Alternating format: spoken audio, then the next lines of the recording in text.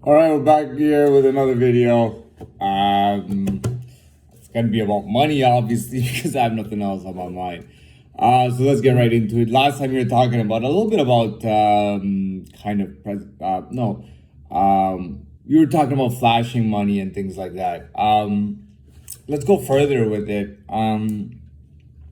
We left off at an airport lounge. You're boarding for a flight, and you're having a conversation with somebody, and it's actually testing intellect versus being just money, and it's over food. It's something as simple as all the food in the lounge, to see who has insight and to test each other. And we'll take it further. So we're talking about having money and how it affects kind of your life when you get more in depth. Okay, depth. When I speak about depth, I mean in the sense that let's say you have money and you just entered into a venture in your life. I'm trying to think. Let's say what could you do? Let's say you just it's not a good example.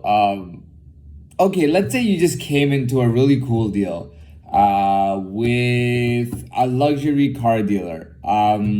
Doesn't necessarily have to be one specific luxury car. Let's just say they do all kinds of luxury cars. And you've come into a deal with them in 3 different cities. Let's say it's Dubai, London, and for the third city, I don't want to go all the way to America. Let's do Paris. Okay, London, Paris, and Dubai. All right. Now you just landed this deal. Your life is beginning in a new venture. This is the beginning of your death. Okay. And it begins with you having that conversation in that lounge. You have that conversation with that person. Now you guys are flying. Let's say you're flying let's say you're flying London to Dubai. Okay. And that person has a totally different business or whatever they do. Okay, you make a friend, right? Now I'm not talking about the Fight Club type of friend when Edward Norton meets Tyler Durden, aka Brad Pitt, on the plane, and they become friends, and Tyler Durden totally ruins his life. But he didn't have a life to begin with. So, anyways, let's talk about money when going more in depth. The point that will be made at the end of this, and I'll tell you right now, is that when you go more in depth into your life, it's less about money and it's more about you. You see what I'm saying? You know what? In life, there's nothing better that somebody can say about you than say that you're perfect. I mean, you can make fun of somebody. Oh, she's so perfectly nerdy. Oh, she's so perfect, but she's ridiculous. Oh, he's so perfect, he must be gay as hell.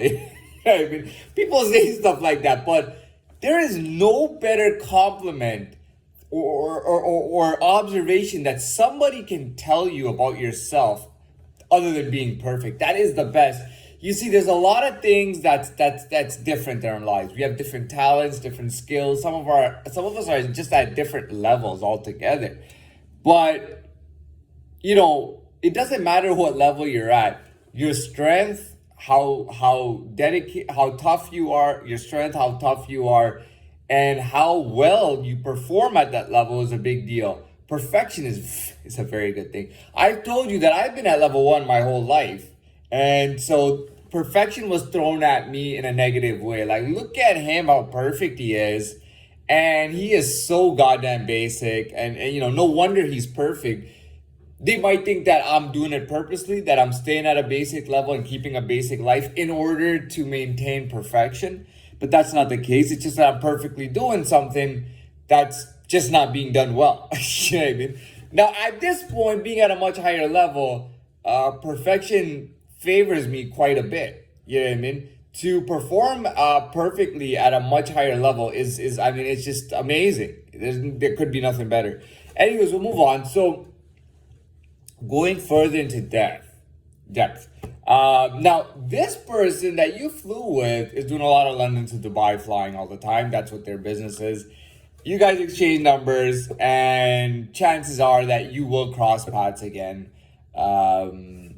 being that you kind of verified each other and feel like the other person is of some kind of credibility or of value, right?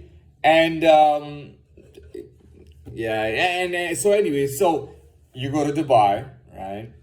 And you're setting up your business, okay? Everything's getting put into the works. You're not even thinking about a paycheck at this moment. It's not about a paycheck. This is big. This is big stuff. You're getting into a business. You got so much stuff to do, so many people to see, and you're only beginning. The beginning is gonna be very like, it's gonna feel like you're just consuming a whole lot.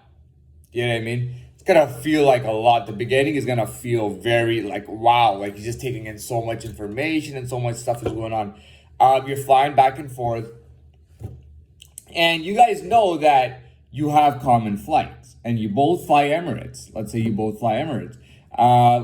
So this time you're going from Dubai to London, and you call each other up and go, I'm booking this flight. Oh, I'm booking. Okay, well, let's just book the same flights.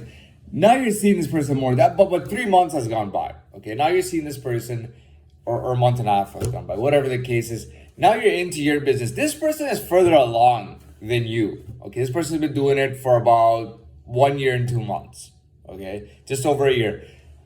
They're talking to you, right? And now, how does it work? The fact that this person is so much further along in this cycle and their business, and you're newer to it, that all depends on you two, and may more depend on you, because what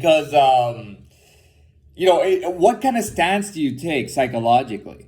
Do you take a stance that I'm totally new at this person's further along, this person's going to teach me, I'm going to ask questions constantly, and I'm going to get further in my life by learning from this person? Or are you going to take a stance that's like, well, I'm at the same level as this person. It doesn't really matter that I'm only 2 months into my business, because I'm doing very well. Everything is going well. It's a little bit stressful and it's a lot to take in, but I'm doing a very good job. And, I don't have to match my business for business. I can match whatever my intellect is to the other person's intellect. You know what I mean? And this is a big deal. Okay, so we're done. Right? I don't want to go further with this because it'll just go on and on. We're done there. I'll give you an example. With me, so I in 2014, I took a trip to Cuba, went to Cuba, came back, started this job, this full-time valet job. About 2 or 3 months into it, was it April, May? Yeah, about 2 months into it, just over 2 months into it, I decided to take a trip. So I asked them for 7 days of vacation time, and I took a 7-day trip to Dominican Republic. I don't know what the deal was. I went to Dominican Republic, and I went to the resort. And what was going on was that, I get to the resort and before I check into my, I think first of all, there are some, you'll see some odd fellows around and odd people around, in these places. A lot of people are gay too, by the way. Not that I was gay or ever did anything gay, but there's a lot of, sometimes gay people like doing these things because they get away and they get to live their lifestyle without, being judged by their social circles or whatever the case is. Anyways, the point is, I get to Dominican, and so I make a friend, a bit of not really a friend, but somebody to socialize with, and he's a little bit older. He's also Canadian supposedly. Says he just went through a divorce. Blah blah blah. I don't know what the guy. I didn't like really hanging out with the guy, and he kind of didn't like hanging out with me. He made some very funny inferences. At one point, he was pointing out Midas. The King Midas, about the gold story, talking about golden penis or something, referring to me, that I'm behaving like I have a golden penis. That wasn't, I never learned to put on any acts. Everything that I was and everything that I acted in any situation at any point in my life was all genuine, and it was who I really was. So he thought, so he was throwing the inference that I was Midas with a golden dick, kind of negate, and just kind of, throwing that at me. I don't know what happened. He comes and talks to me and says that he smoked a spliff with a couple of Indian girls who are from Canada, and they're really cool, and that we should meet each other. Okay, so let me speed this up a bit. So I'm sitting with this guy. Apparently, I don't know. He was a really big black guy, and he said that he played for CFL, Canadian Football League, and that now he was doing some other kind of business. I mean, the guy was gigantic, though. Anyways, we're sitting there at nighttime. There's a show going on, and there's somebody else with me, and three of us are sitting there having some drinks and stuff. He was there with his wife, by the way. His wife was doing something else while we were hanging out, and he goes to me, he goes, "You see those two girls over there?" And those were the same girls that happened, but I didn't know that at the time because he said those two girls could have been standing anywhere in this place, and there's like hundreds of people over there at the show. He goes, "You know why they're standing over there? Because of you." He goes, "You are a king." Now, granted, he had some drinks in him. Definitely had some drinks in him. But that I still remember what he told me. He said, "You see those two girls standing over there? They could be standing anywhere. They're standing there because of you." And he goes, "You are a king. Like, you are a goddamn king." And there's other people there. They're not saying anything. They're quiet. But this guy is just, "Oh, you're a king, blah, blah, blah." What I see that Canadian guy again, the white guy, he comes, gets me, brings me to those same two girls, and then introduces us. And goes, "That's it, I'm leaving." And he goes about his own business, doing whatever once he introduces us. So I start talking to one of the friends. The chemistry just didn't work out. You know what I mean?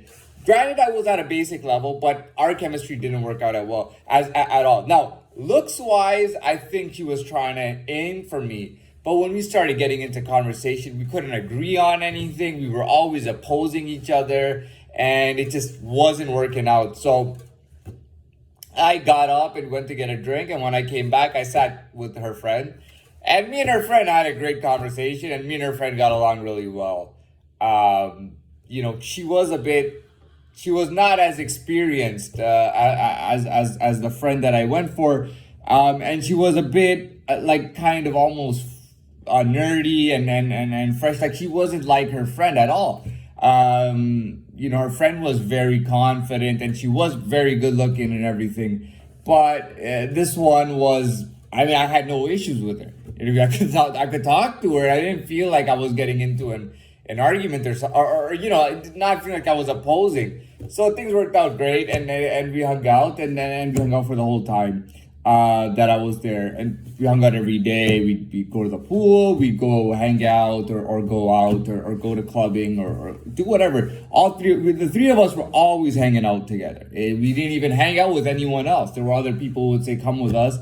We said, "No, screw it," we're just gonna hang out with us three. So we hung out the whole time.